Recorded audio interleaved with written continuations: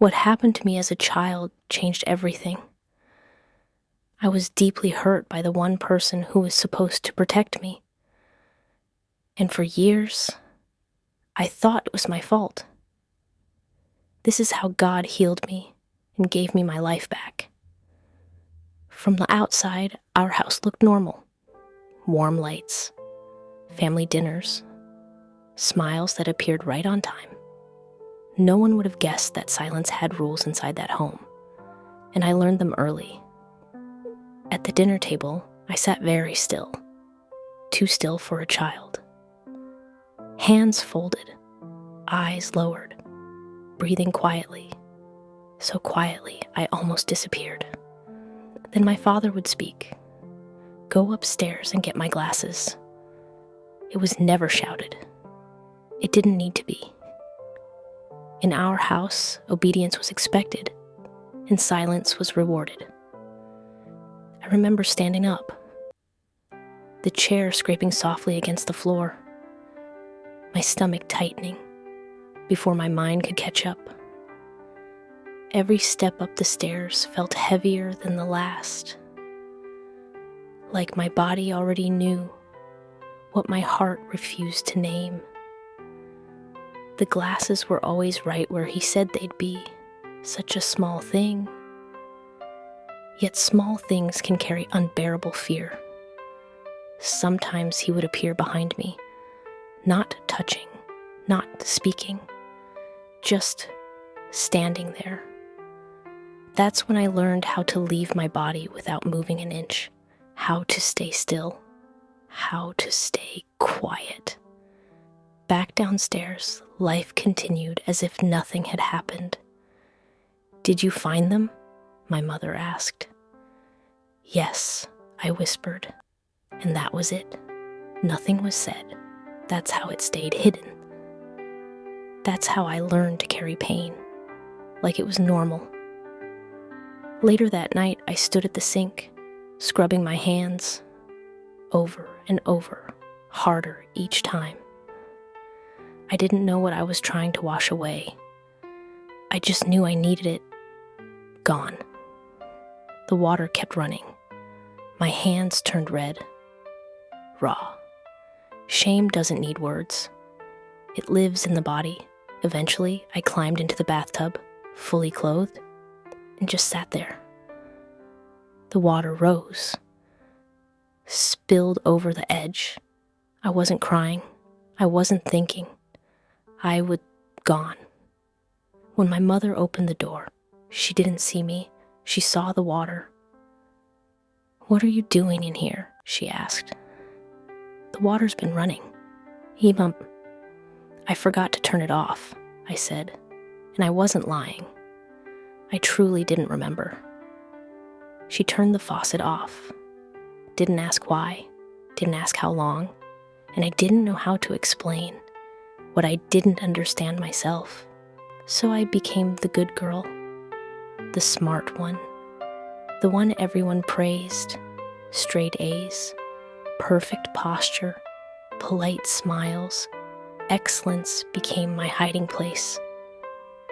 If I was impressive enough, maybe no one would look too closely. In the mirror, I stared at myself and wondered what was wrong with me. I didn't blame him. I blamed myself.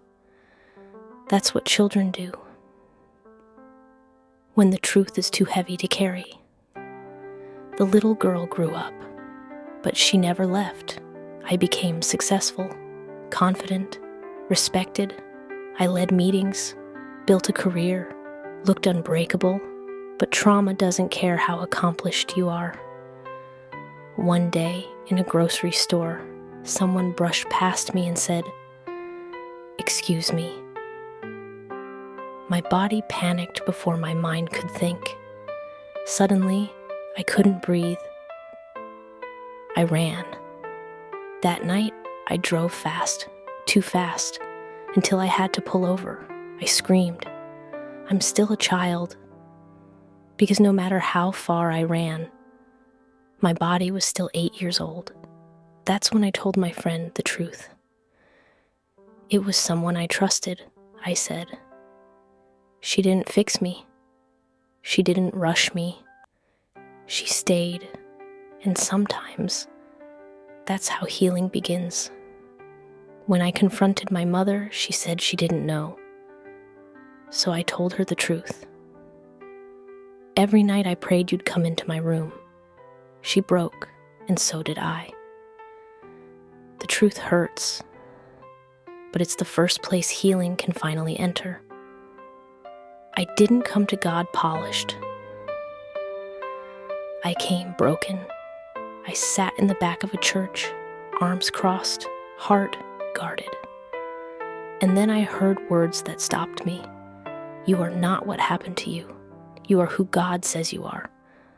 That night, I opened a Bible for the first time in years. I didn't feel free. I didn't feel healed, but I wrote the words down anyway. There is therefore now no condemnation. I put them on sticky notes, on mirrors, on walls, on doors. I spoke them out loud, even when my feelings argued back. Some nights felt like war. Voices whispered, "You're lying. You're broken. You'll never be whole." And I had to answer back, "I am not forsaken." Healing wasn't instant. I tore the notes down some nights, but I put them back up. Because healing isn't a straight line. It's a decision made again and again. Then I heard my father was sick, and my first feeling wasn't compassion. It was relief. I called it justice, but God called it poison. He showed me something I didn't want to see. Unforgiveness is a weight you wear. And the longer you wear it, the heavier you become. God didn't ask me to return to danger. He asked me to return to obedience. I paid for the treatment. I brought a gift. And I said the words that finally set me free. "I forgive you." He cried. He said he didn't deserve it. I told him the truth. That's what grace is. That day, my parents gave their lives to Jesus. God didn't erase my past. He redeemed it. Forgiveness didn't erase what happened to me. It released me from it. For a long time, I thought healing meant forgetting. But God showed me something deeper. Healing meant renewing my mind. For years, my thoughts accused me. My memories defined me. My pain told me who I was. But God gave me a different truth.